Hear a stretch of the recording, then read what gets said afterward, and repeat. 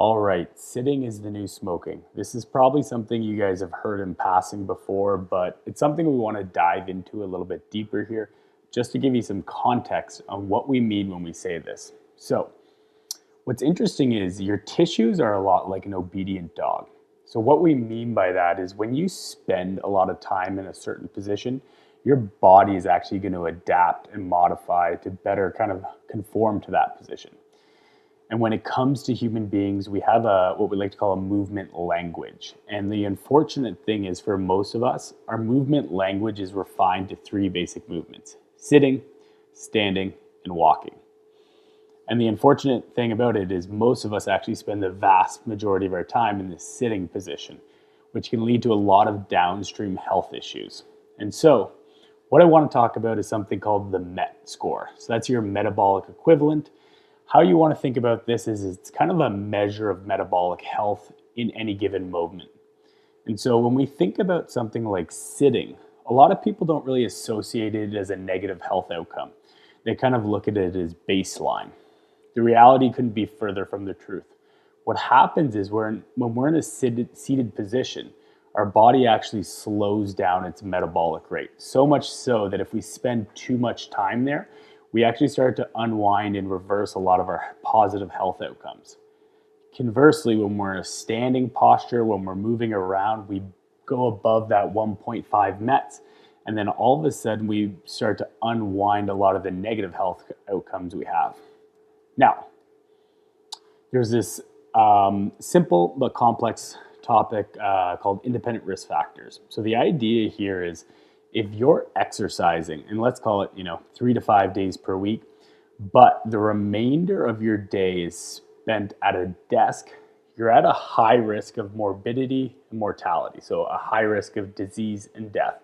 So the way you want to think about it is kind of like somebody who, let's say, trains 5 days a week, eats clean, does all the right things, but if they're sitting for the rest of the day, it's almost like they're smoking a pack of cigarettes. And the literature now supports this. And so even if you are exercising and doing all the right things, if you spend the rest of your time, the rest of your day in a seated position, it's a major risk factor for your life.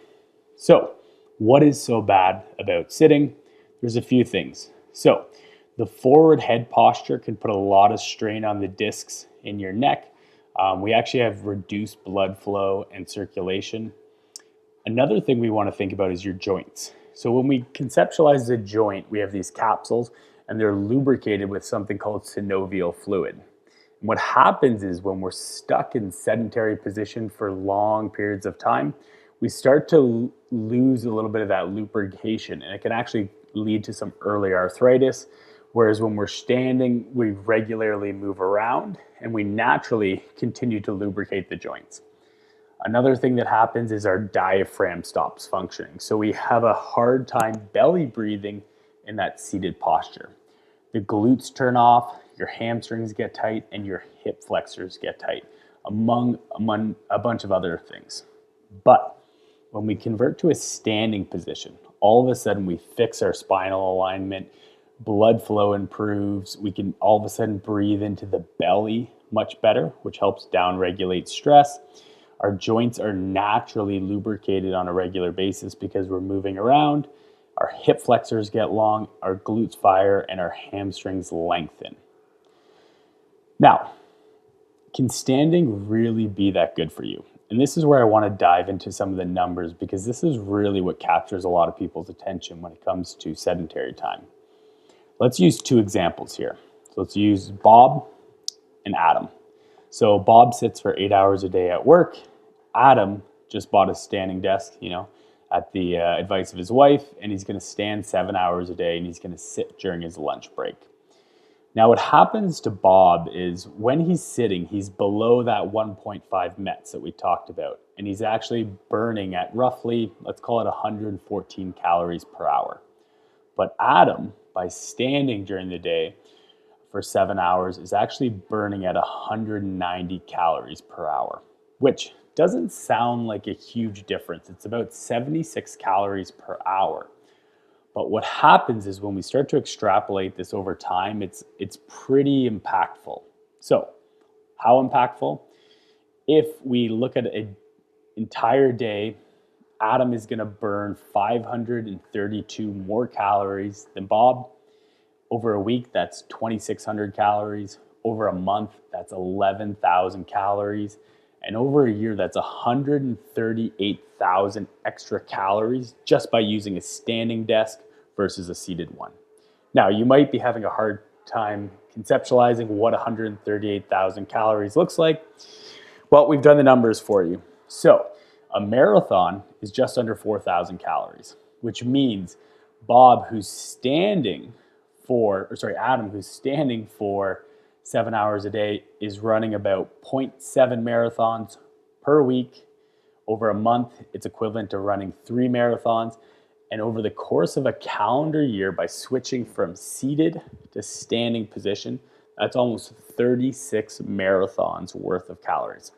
So the question is, next year, would you rather run 36 marathons, or would you rather stand for 7 hours a day at work? Question is yours. But let's actually extrapolate what that means. So just for context, 138,000 calories burned by standing versus sitting is equivalent to about 40 pounds of body fat. That's right, 40 pounds just by making one behavioral change, not adding anything else into your schedule, just making this one simple switch. Now, for a lot of us, doing something like, let's say, 7 hours a day is a lot. So let's peel it back. Even if you were to do 5 hours a day, that's almost 100,000 calories a year. That's still 25 marathons worth of energy expenditure, which is nearly 30 pounds of body fat. Even just 3 hours a day would be equivalent to 15 marathons ran and 17 pounds of body fat over a calendar year. And you can take a look at the other numbers here. So again, it doesn't have to be an all or nothing shift, but even taking a portion of your day from a seated position to a standing position can have an absolutely profound impact on your health. So, we use fat loss as kind of, the iceberg to attract your attention. But the reality is there's so many other variables that get influenced when you move from a stationary position to an active position. So when we go above that 1.5 MET, there's a couple things that happen. So we talked about joint lubrication. We talked about improved circulation, less blood clots, postural fixes. You're going to have reduced inflammation. You'll probably recover quicker. You're going to improve your heart health and your insulin sensitivity. But a really neat one I want to talk about is something called BDNF, brain-derived neurotrophic factor. The way you want to think about BDNF is it's a lot like a fertilizer for your brain. So when our body secretes BDNF, it actually helps improve neural connections, maintain cognition. And when we think about it from an evolutionary standpoint, it's actually quite interesting. So if you take a rat, for example, and you put it in a shoebox, a very small cage, it produces very low levels of BDNF. And the reason for that is your body's always trying to be efficient. So the rat's body, its brain, realizes it has a very small environment. So it doesn't want to map a big environment. It wants to stay efficient. And so it doesn't release a lot of this brain fertilizer.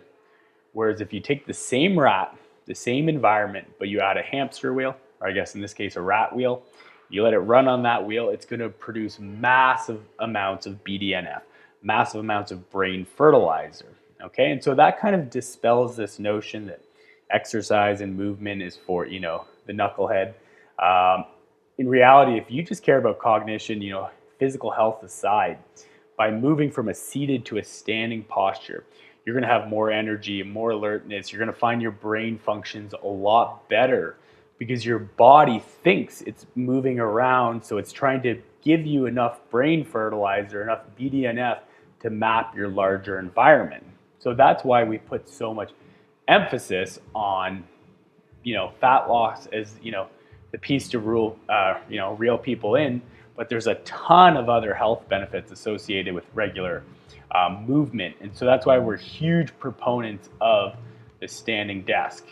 And so what I want to do next is show you this really cool calculator we built out on our website.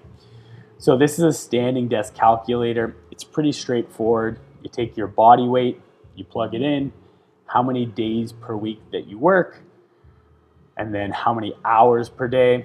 And then this is the needle that we move. So based on how much standing you want to include in your life, let's call it 4 hours, then you just hit calculate my impact. And then what it does is it will generate a score for you. So it'll show you if I do, a full day of sitting, for me, based on my body weight and size, that's about 1,100 calories an hour. But if I move to standing, that's about 1,322 calories an hour. Okay, so for me in these variables, it's an extra 53 calories an hour. So again, it shows over the course of a year, if I make this lifestyle change of just adding 4 hours a day of standing, I can burn an extra 55,000 calories or 15, almost 16 pounds throughout a calendar year. For context, that's 370 flat white coffees, 101 cheeseburgers, 139 45-minute fitness classes. But again, a lot of this stuff is progressive overload, meaning we don't want to do it all at once. So it shows us a very basic plan we can do to build up to that over 4 weeks. So maybe the first week I do 2 hours, second week I stick with 2 hours, the third week I bump my standing time up to 3 hours, and then by week 4, hopefully I'm able to hit my goal of 4 hours per day. So the question is, next year, would you rather run 14 marathons or just stand for 4 hours a day at your desk? Okay, so this is a really cool calculator. And again, there's a lot of health benefits here to shift from sitting to standing. So if this interested you, check out our calculator, give it a try yourself, and more importantly, try and just add some movement into your life.